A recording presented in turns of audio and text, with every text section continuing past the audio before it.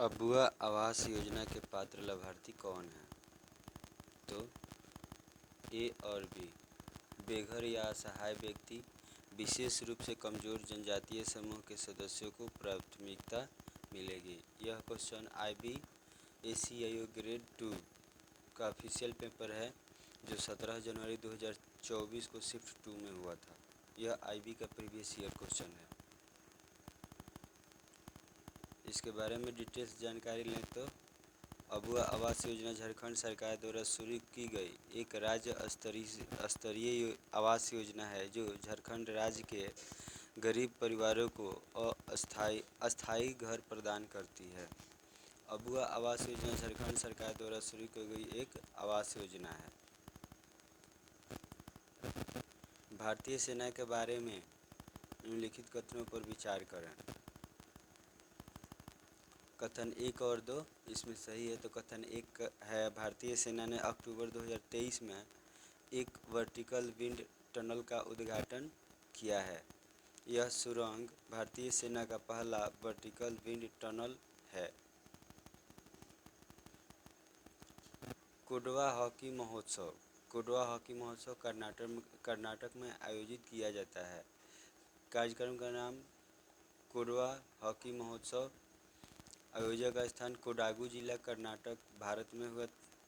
महत्व, भारतीय हॉकी के केंद्र कोडागू में एक अनोखे हॉकी कार्यक्रम के रूप में मनाया जाता है जो भारतीय हॉकी में अपने योगदान के लिए जाना जाता है। इसकी पहली शुरुआत 1997 में हुई थी और यह कोडवा समुदाय के द्वारा आयोजित किया जाता है कर्नाटक में।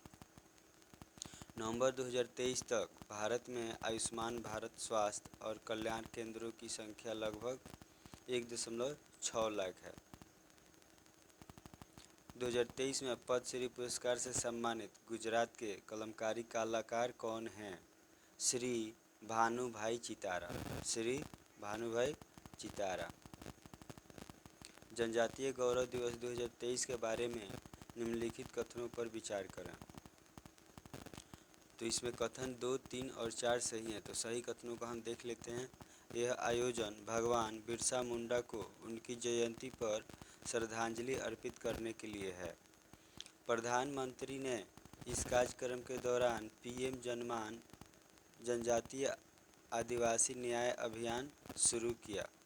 प्रधानमंत्री ने इस कार्यक्रम के दौरान विकसित भारत संकल्प यात्रा का भी शुभारंभ किया। इसकी डिटेल्स के बारे में हम देखते हैं। जनजातीय गौरव दिवस 15 नवंबर 2023 को देश भर में मनाया गया ताकि आदिवासी स्वतंत्र सेनानी भगवान बिरसा मुंडा को उनकी जयंती पर सम्मानित किया जा सके। ATMAN नामक उत्कृष्टता केंद्र के बारे में निम्नलिखित कथनों पर विचार। तो इसमें सभी कथन सही हैं। कथन देखते हैं। ATMAN का पूर्ण रूप वायु गुणवत्ता संकेतकों की निगरानी हेतु उन्नत तकनीक है। भारतीय प्रौद्योगिकी संस्थान दिल्ली ने इसे नवंबर 2023 में स्थापित किया है। यह गुणवत्ता को बढ़ाने के लिए स्वदेशी कम लागत वाले सेंसर निर्माण और AI/ML क्षमताओं के निर्माण पर केंद्रित है। इसका उद्देश्य अत्याधुनिक तकनीक के साथ अस्थायी तकनीकों और व्यावसायिक मॉडलों को व्यवहारिक उत्पादों और सेवाओं में परिवर्तित करना है। राष्ट्रीय प्रौद्योगिकी सप्ताह 2023 में राष्ट्रीय प्रौद्योगिकी पुरस्कार अनुप्रयोगात्मक अनुसंधान किसने जीता? तो गोविंदराजू थिमैया ने राष्ट्रीय प्रौद्योगिकी सप्ताह 2023 में राष्ट्रीय प्रौद्योगिकी पुरस्कार अनुवादात्मक अनुसंधान जीता।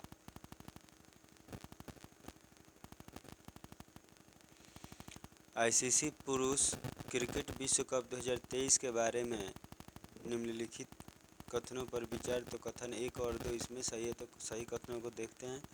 विराट कोहली को टूर्नामेंट का खिलाड़ी घोषित किया गया है। मोहम्मद शमी टूर्नामेंट में सर्वाधिक विकेट लेने वाले गेंदबाज थे। उस समय 2023 में थे। वैश्विक भूख सूचकांक रिपोर्ट 2023 के बारे में तो कथन 1 और 2 सही हैं। भारत 125 देशों में से 111वें स्थान पर है। रिपोर्ट के अनुसार भारत में दुनिया में सबसे अधिक बाल कुपोषण दर है। राष्ट्रीय परिवार स्वास्थ्य सर्वेक्षण 2023-24 के बारे में कथन पर विचार। तो सब सही है इसमें। तो यह NFHS श्रृंखला का छठा सर्वेक्षण है। यह रिपोर्ट ICMR और राष्ट्रीय एड्स अनुसंधान संस्थान पुणे द्वारा प्रदान की गई थी। कुछ क्लिनिकल मानव विज्ञान और जैव रासायनिक परीक्षणों के लिए ICMR और राष्ट्रीय एड्स अनुसंधान संस्थान NARI पुणे द्वारा सहायता प्रदान की गई। जलवायु परिवर्तन सूचकांक 2023 के बारे में निम्नलिखित कथन पर विचार। तो इसमें कथन 1, 2 और 4 सही है। कथन 1, CCPI 2023 में भारत की रैंक में 2 स्थानों का सुधार हुआ है। यह रिपोर्ट जर्मनी में स्थित जर्मनवाच न्यू क्लाइमेट इंस्टीट्यूट और क्लाइमेट एक्शन नेटवर्क इंटरनेशनल द्वारा प्रकाशित की गई थी। कौन सा रिपोर्ट? तो CCPI 2023 रिपोर्ट। यह जलवायु परिवर्तन प्रदर्शन सूचकांक है। भारत G20 देशों में सर्वश्रेष्ठ था। सूरत युद्धपोत के बारे में निम्नलिखित कथन पर विचार। तो कथन केवल 2 सही है। तो यह प्रोजेक्ट 15B का हिस्सा था। कौन सा? सूरत युद्धपोत प्रोजेक्ट 15B का हिस्सा था। किसे भारतीय तटरक्षक बल का 25वां महानिदेशक नियुक्त किया गया है? राकेश पाल को 25वां महानिदेशक नियुक्त किया गया था 2023 में। तो राकेश पाल होंगे, अभी बदल गए होंगे। भारतीय प्रतिभूति और विनिमय बोर्ड ने सार्वजनिक निर्गमों में शेयरों की शुरुआत सूचीबद्धता की अवधि में महत्वपूर्ण कमी की घोषणा की है, जो T+6 से T+3 निर्गम की समाप्ति तिथि है।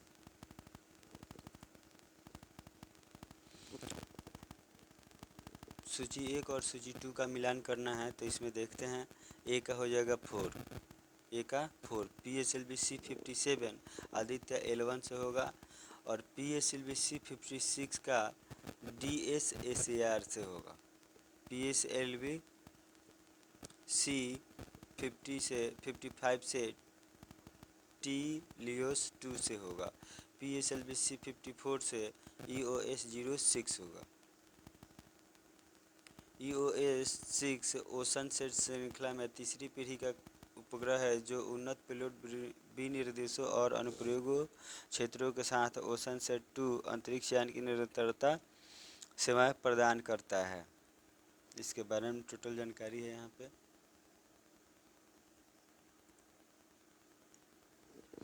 नवंबर 2023 के अनुसार इथेनॉल उत्पादन में दुनिया का तीसरा सबसे बड़ा देश कौन सा है? तो भारत।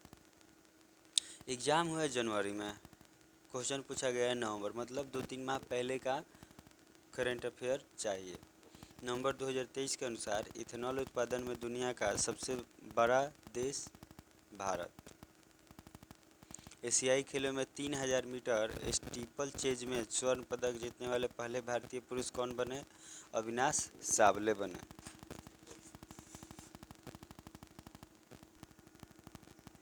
अविनाश सावले बने। 2023 में भारत का सबसे स्वच्छ शहर कौन सा है? तो इंदौर। इंदौर 2023 में भारत का सबसे स्वच्छ शहर है। सूरत और इंदौर को संयुक्त रूप से स्वच्छ सर्वेक्षण पुरस्कार 2023 में भारत के सबसे स्वच्छ शहरों के रूप में घोषित किया गया था। इसमें कथन 1 और 3 सही है। तो अकबर ने 1564 में गैर मुसलमानों पर लगने वाले जजिया कर को समाप्त कर दिया था। ऑप्शन 3 है, औरंगजेब अंतिम प्रमुख मुगल सम्राट थे और उनके शासनकाल ने मुगल साम्राज्य के पतन की शुरुआत को चिन्हित किया। इसमें केवल 3 सही है। तो देखते हैं, भारत में प्रति वर्ष 24 अप्रैल को राष्ट्रीय पंचायती राज दिवस मनाया जाता है। 24 अप्रैल को राष्ट्रीय पंचायती राज दिवस मनाया जाता है। कौन सी मरुस्थलीय नदियां हैं जो कुछ दूरी तक बहती है और मरुस्थल में विलीन हो जाती हैं? तो रूपेन। कुछ दूरी तक बहती है। मरुस्थलीय नदियां हैं रूपेन, जो कुछ दूरी तक बहती है और मरुस्थल में विलीन हो जाती हैं। प्रधानमंत्री निम्नलिखित कथनों पर विचार, तो इसमें 2, 3 और 4 सही है। दीनदयाल अंत्योदय योजना, राष्ट्रीय ग्रामीण आजीविका मिशन DAYNRLM विविध और लाभकारी स्वरोजगार को बढ़ावा देने के माध्यम से ग्रामीण गरीबी को कम करने का प्रयास करता है। संसद आदर्श ग्राम योजना सांसदों को आदर्श गांवों के विकास के लिए प्रोत्साहित करती है। चौथा है ई पंचायत परियोजना देश के सभी पंचायतों के डिजिटलीकरण के लिए एक पहल है जो पारदर्शिता और जवाबदेही को बढ़ाती है। किस वंश को गुलाम वंश के रूप में भी जाना जाता है? तो ममलुक वंश को गुलाम वंश के रूप में भी जाना जाता है। ममलुक वंश को गुलाम वंश के रूप में भी जाना जाता है क्योंकि इसकी स्थापना उन गुलामों ने की थी जो सत्ता और अधिकार के पदों पर पहुंच गए थे। यह वंश मोहम्मद गोरी के पूर्व गुलाम कुतुबुद्दीन ऐबक द्वारा 1206 में स्थापित किया गया था।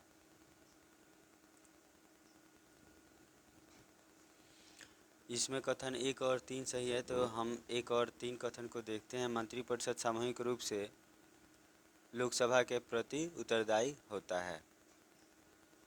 उत्तरदायी है या उत्तरदायी होता भी है, तो मंत्रिपरिषद सामूहिक रूप से लोकसभा के प्रति उत्तरदायी है। और यहाँ ऑप्शन 3 देखते हैं। राष्ट्रपति केवल मंत्रिमंडल से लिखित सिफारिश प्राप्त करने के बाद ही राष्ट्रीय आपातकाल की घोषणा कर सकते हैं। सिंधु घाटी सभ्यता के हड़प्पा स्थल की खुदाई राय बहादुर दयाराम साहनी द्वारा की गई थी। ये सामान्य अध्ययन का चैप्टर चालू है जिसमें 7वां क्वेश्चन है। ये 2011 की जनगणना के अनुसार किस राज्य में सबसे कम लिंग अनुपात? तो मिजोरम है। 2011 की जनगणना देख कर जाना है क्योंकि 2011 की जनगणना से आजकल के एग्जाम में बहुत बार पूछा जा रहा है। 1-2 क्वेश्चन रहता ही रहता है। लिखित में से कथन कौन सा सही है? तो ए और बी दोनों ही सही है। देखते हैं कथन को। सांविधिक निकाय संसद के अधिनियम द्वारा स्थापित किए जाते हैं। संवैधानिक निकाय अपनी शक्तियां संविधान से प्राप्त करते हैं। सही बात है। मौर्य साम्राज्य के राजा बृहद्रथ की हत्या किसने की थी? तो पुष्यमित्र शुंग ने हत्या की थी बृहद्रथ की हत्या। भारतीय संविधान में केंद्र द्वारा राज्यपालों की नियुक्ति किस देश से ली गई है? तो कनाडा से। राज्यपाल की नियुक्ति कहाँ से ली गई है? तो कनाडा से। परिवहन और भंडारण आर्थिक गतिविधि के किस क्षेत्र के अंतर्गत आते हैं? तो तृतीय क्षेत्र के अंतर्गत आते हैं। परिवहन और भंडारण आर्थिक गतिविधि के किस क्षेत्र के अंतर्गत आते हैं? तो तृतीय क्षेत्र के संबंधित राज्य से मिलान। तो इसमें देखते हैं 1 का 4 कांडला गुजरात। हल्दियाँ कहाँ होगा? तो पश्चिम बंगाल। हल्दियाँ कहाँ है? तो पश्चिम बंगाल में है। सी का 3 कोचीन केरल में है। पारादीप कहाँ है? तो उड़ीसा में है। यह सभी कथन सही है इसमें। तो बाल गंगाधर तिलक को ब्रिटिश औपनिवेशिक अधिकारियों द्वारा भारतीय अशांति का जनक माना जाता था। दादा भाई नौरोजी को भारत का ग्रैंड ओल्ड मैन के रूप में जाना जाता है और वे भारत की राष्ट्रीय आय की गणना करने वाले पहले व्यक्ति थे। सुभाष चंद्र बोस ने भारतीय राष्ट्रीय कांग्रेस के अध्यक्ष पद से इस्तीफा देने के बाद भारतीय राष्ट्रीय सेना का नेतृत्व किया। भगत सिंह भारत के सबसे कम उम्र के स्वतंत्रता सेनानियों में से एक थे और हिंदुस्तान सोशलिस्ट रिपब्लिकन एसोसिएशन के सदस्य थे। हदीस साहित्य पैगंबर मोहम्मद के कथनों और कार्यों का एक अभिलेख है। ऑप्शन 2 सूफीवाद एक रहस्यवादी इस्लामी विश्वास प्रणाली है जो ईश्वर के साथ प्रत्यक्ष व्यक्तिगत अनुभव की तलाश करती है। इस्लाम के 5 स्तंभ उन बुनियादी कार्यों का गठन करते हैं जिन्हें मुसलमानों के लिए अनिवार्य माना जाता है।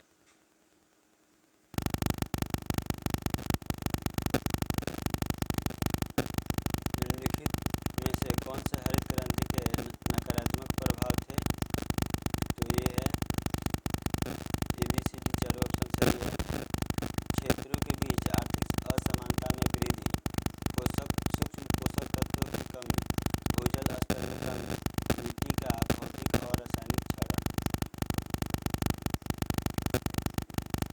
इसमें केवल ऑप्शन एक सही है। तो इसका भारत का संविधान देवनागरी लिपि में लिखित हिंदी को भारत सरकार की आधिकारिक भाषा घोषित करता है। देवनागरी लिपि में हिंदी को भारत सरकार की आधिकारिक भाषा।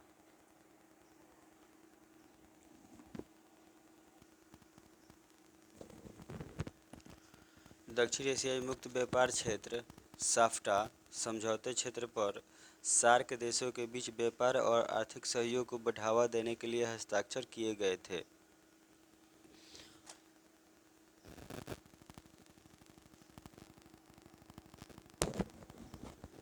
अप्रैल-दिसंबर 2022 के दौरान भारत और पाकिस्तान के बीच द्विपक्षीय व्यापार में वृद्धि होकर 1.35 अरब अमेरिकी डॉलर हो गया, जबकि पूरे 2021-22 में यह 516.36 मिलियन अमेरिकी डॉलर था।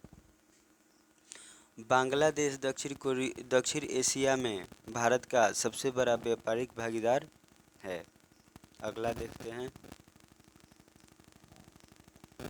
2011 की जनगणना के अनुसार किस राज्य में जैन आबादी का प्रतिशत सर्वाधिक है? तो महाराष्ट्र में। 2011 की जनगणना के अनुसार जैन आबादी का परसेंटेज सबसे ज़्यादा है महाराष्ट्र में। इसकी डिटेल्स देखते हैं। 2011 की जनगणना से महाराष्ट्र में जैन आबादी की सबसे अधिक प्रतिशत है। महाराष्ट्र में जैन आबादी मुंबई, पुणे, नासिक और औरंगाबाद जैसे शहरों में केंद्रित है, जो प्रमुख शहरी और आर्थिक केंद्र हैं। दिल्ली में एक महत्वपूर्ण जैन आबादी है, लेकिन महाराष्ट्र की तुलना में प्रतिशत के मामले में यह सबसे अधिक नहीं है। दिल्ली में जैन चांदनी चौक, करोल बाग और पीतमपुरा जैसे क्षेत्रों में केंद्रित है। आगे क्वेश्चन देखते हैं। इसमें 1, 2, 3 ये तीनों सही हैं। तो पूर्वी घाट और पश्चिमी घाट नीलगिरी पहाड़ियों पर मिलते हैं। थार मरुस्थल विश्व का सबसे सघन जनसंख्या वाला मरुस्थल है। पटकाई या पूर्वांचल पर्वतमालाएं पूर्वी हिमालय का हिस्सा है। अगला देखते हैं। एक मिश्रण में, ये हो गया आपका मैथ का क्वेश्चन। तो एक मिश्रण में अल्कोहल और पानी का अनुपात 4:7 है। यदि इसमें अल्कोहल से 9 लीटर अधिक है इसमें पानी, तो मिश्रण में पानी की मात्रा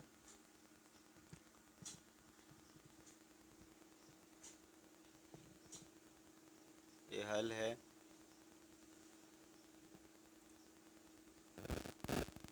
यही सब पूछा गया था, मैथ का क्वेश्चन है, जो आप लोग खुद से बनाकर भी देख सकते हैं।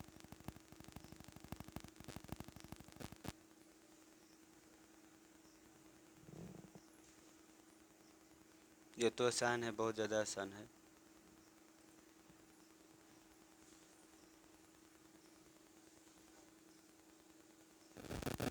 सिंपल इंटरेस्ट का क्वेश्चन है। 5600 में बेचता है, 1600 का लाभ होता है, तो 4000 उसका मतलब विक्रय मूल्य हो गया। विक्रय मूल्य तो 5600 हो, लेकिन इसमें 1600 लाभ हुआ, तो 1600 बटा 4000, 4000 पर 1600 हुआ लाभ, तो लाभ परसेंट ज्ञात कर लेंगे।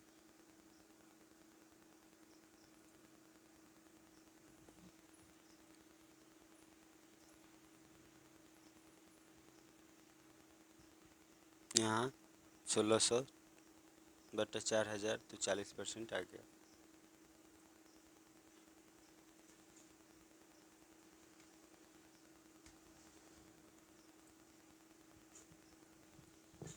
ये बड़ा क्वेश्चन है, आप लोग पढ़कर खुद देख सकते हैं, वीडियो पॉज करके देख सकते हैं। 32% बढ़ाया गया है, तो 132 हो गया। फिर उसमें से 28% घटा लेंगे। 28% घटाए जो मान आएगा उसके भी इस 132 में और 28 घटाने पर 28% 132 का घटाने पर जो अंतर होगा उसके बराबर में 180 कर देंगे, और 180 करने पर आंसर निकल जाएगा 300 आ जाएगा आंसर।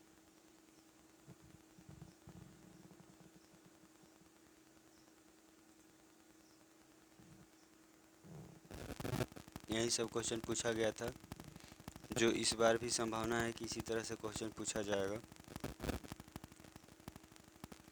एक स्कूल प्रातःकालीन पाली अपराह्न में छात्रों की संख्या का अनुपात 13:9 था।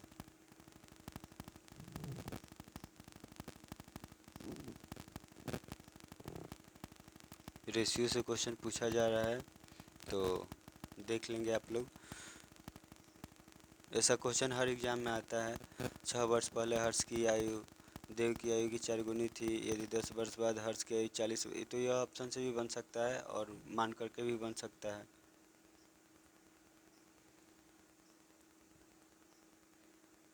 इसको 67% मत मिलता है और इसको 33% मत मिले। यदि कुल मत 10,000 थे तो प्रत्येक उम्मीदवार द्वारा प्राप्त मतों में अंतर, तो इसको 67 मिला, इसको 33 मिला, तो इसका डिफरेंस निकाल लेंगे।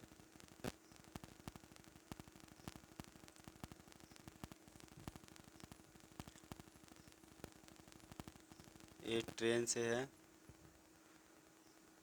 26 सेकंड में पार कर रही है, तो चाल बराबर दूरी बटा समय निकाल लेंगे, आ जाएगा।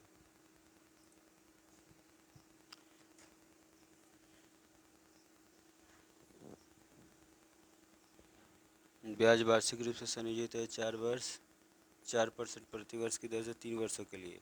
तो 3 वर्षों के लिए चक्रवृद्धि ब्याज है, तो 4% 3 वर्षों के लिए होता है 12.4864%। तो 12.4864% होता है 3 वर्षों के लिए। तो इतना बराबर कर देंगे, इसका निकाल लेंगे उतना परसेंटेज, और इतना आ जाएगा आंसर।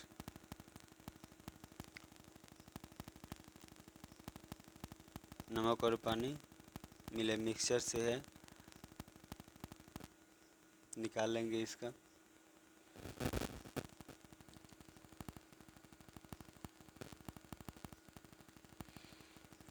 5 संख्याओं का औसत तो 5 से गुना कर लेंगे, इसमें पहली 2 संख्याओं का औसत तो 2 से इसमें गुना कर लेंगे, और अंतिम 2 संख्याओं का तो फिर 2 से इसमें गुना कर, इसको और इसको 2 से गुना करके जोड़ लेंगे, और इसमें 5 से गुना करके इसमें से जो 5 से गुना किए हैं इसमें से इसको इन दोनों को घटा देंगे, और जो आएगा वो हो जाएगा आंसर।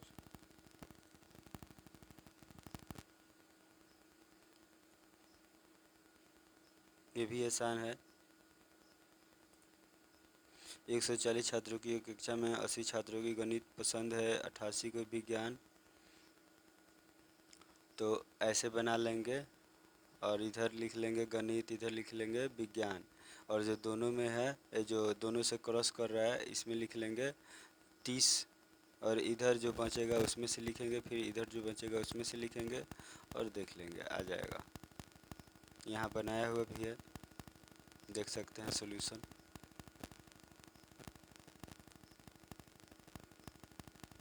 ये रीजनिंग का क्वेश्चन हो गया, तो ये तो आसान है, आप लोग भी बना सकते हैं। ये सब रीजनिंग का क्वेश्चन है, सीटिंग अरेंजमेंट है।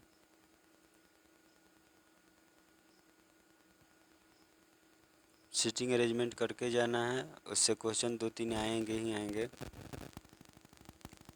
यह सब आसान है।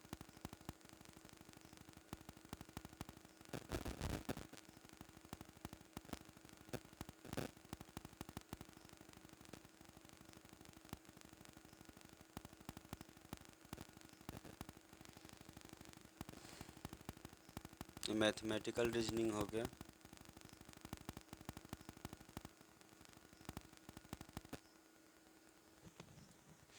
यह थोड़ा टाइम टेकिंग है, लेकिन इसको अच्छा से बनाना है, प्रैक्टिस करके जाना है ऐसे क्वेश्चन।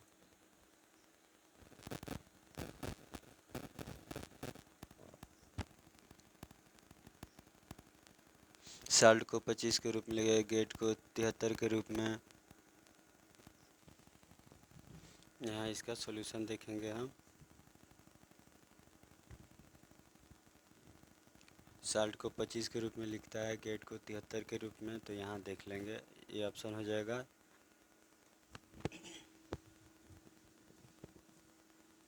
एक का वाई होगा और 3 का x हो जाएगा 96। इधर सॉल्यूशन है।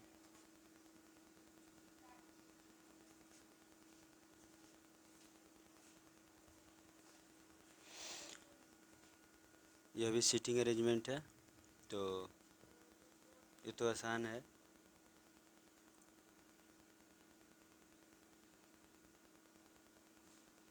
आप लोग खुद बना कर देख लेंगे। इधर सॉल्यूशन भी है। ये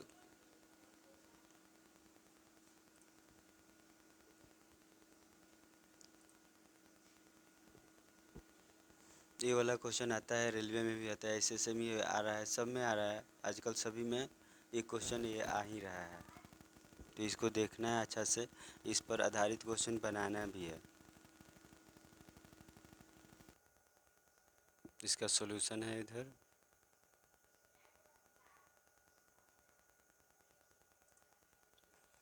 ये दर्पण वाला क्वेश्चन है।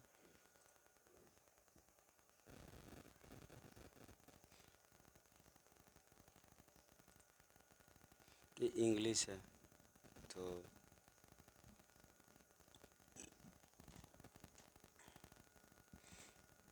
The whole agitation against the new regulation was a storm in tea cup. तो इसमें देखना है ये जो अंडरलाइन आइटम है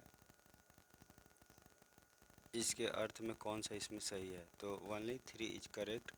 तो the protest died down quickly as it was an unnecessary push over a trivial matter.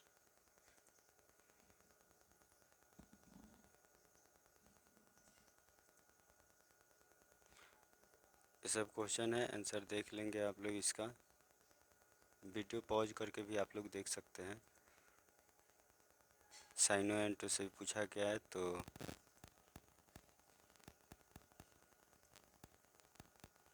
एंटो का क्वेश्चन ये रहा, तो साइनो एंटो का 1-2 क्वेश्चन रहेगा।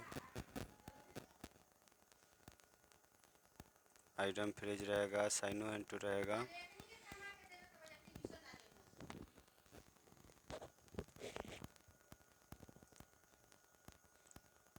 एरर से क्वेश्चन है ये।